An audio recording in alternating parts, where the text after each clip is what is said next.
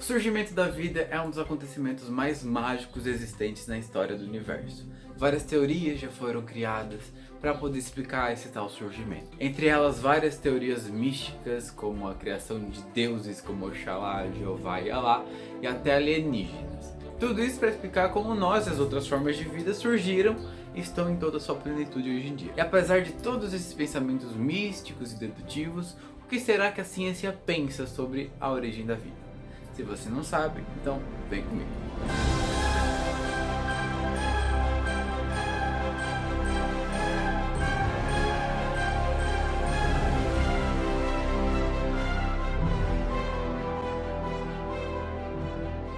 Olá, craniados primatas, sejam bem-vindos a mais um vídeo aqui do canal Bionerd.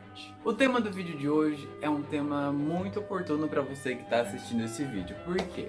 Porque basicamente ele vai falar dos seus ancestrais, como você surgiu, como todas as formas de vida do seu meio circundante existem. Eu vou falar para vocês das hipóteses e teorias que falam sobre o surgimento da vida, que são várias, mas tem uma em específico que é a que é mais aceita. É bom deixar claro também que, além do criacionismo, não fazendo uma comparação, mas só falando que também não vamos discutir aqui, as pseudociências também não vão ser abordadas. Por quê? Como diz o nome, pseudociência. Uma coisa que é pseudo alguma coisa não é essa coisa. Ou seja, pseudociência não é ciência. Então não tem por que eu estar falando disso. Pseudociências são várias, tipo acreditar em alienígena, essas coisas, e falar que alienígena trouxe a vida pra cá e tudo mais. Isso é uma pseudociência, tá bom?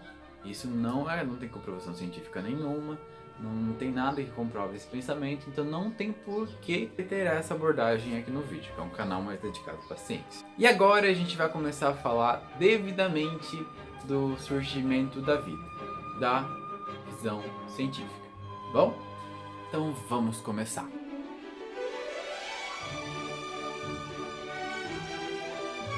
A primeira vez que a vida começou a ser discutida em toda a sua origem foi lá na Grécia Antiga, com os pensadores, filósofos e tudo mais. Mas desde a antiguidade, muito se foi deduzido sobre a origem da vida. E é importante frisar que não há muito tempo atrás o ser humano não acreditava que a reprodução sexuada de outros animais poderia ter dado origem à vida. Até Lamarck, que é um evolucionista, acreditava que a matéria viva surgia da matéria não viva por espontaneidade, dando sustentação a uma teoria que era chamada de abiogênese, que é basicamente o surgimento da vida a partir da matéria não viva. As coisas eram muito obscuras, justamente por causa da época histórica e tudo mais. As pessoas, os cientistas, não sabiam da existência de micro-organismos e normalmente não estavam habituados à presença de reprodução sexuada em animais. Por isso, acreditavam, por dedução, que alguns animais possuíam uma receita para serem criados. Lá nos séculos 16 e 17, eles acreditavam que se tu pegar uma fralda ou uma cueca, uma calcinha cheia de farinha e um monte de mel e botar no canto de uma sala, um monte de rato ia nascer dali. Mas obviamente essa teoria foi muito contestada. E também o contestamento dessa teoria causou muitos contestamentos. Foi então que dois pesquisadores e cientistas muito conhecidos foram se manifestar. O primeiro deles foi Redi. Basicamente ele fez o quê? Pegou dois copinhos e botou carne crua dentro deles. Um deles ele tampou e o outro ele deixou aberto. O que ele percebeu? Que o copinho tampado não teve a criação de larvas de mosca, enquanto o copinho aberto teve criações de larvas de mosca. A partir disso ele explicou pra galera da biogênese. Então, gente, escuta bem. Tá vendo aqui no copinho que tá aberto?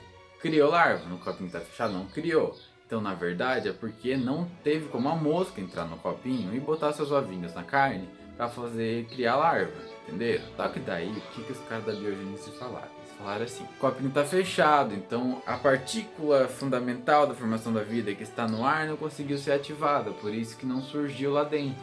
Mas no outro surgiu porque o ar tem contato, blá blá blá blá blá blá. Daí o que Redi fez? Redi, ao invés de tapar o segundo copinho, ele botou uma película ou uma redinha que permitia a passagem de ar, mas não permitia a passagem da mosca.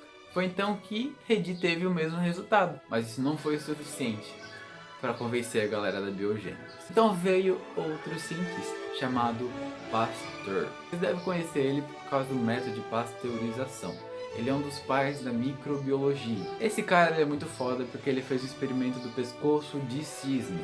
O pescoço de cisne nada mais é do que um recipiente que tem um pescoço, basicamente um gargalo bem comprido, no formato de pescoço de cisne, onde dentro desse gargalo tem um caldo nutritivo.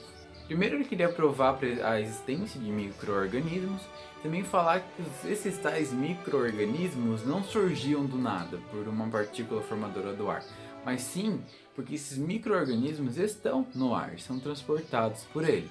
O caldo nutritivo não permitia a entrada de micro-organismos, justamente porque eles não conseguiam passar por esse gargalo, eles ficavam retidos em uma parte dele. E o caldo nutritivo ficava estéril. Agora, quando o Pasteur foi lá e quebrou esse gargalo, o caldo nutritivo não ficou mais estéril, justamente por causa da presença de micro-organismos. A partir disso foi que a abiogênese foi refutada. E a biogênese foi aderida.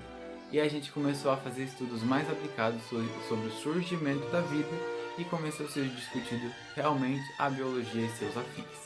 Além disso, surgiu uma nova matéria que é a microbiologia, que deu origem à epidemiologia e assim vai.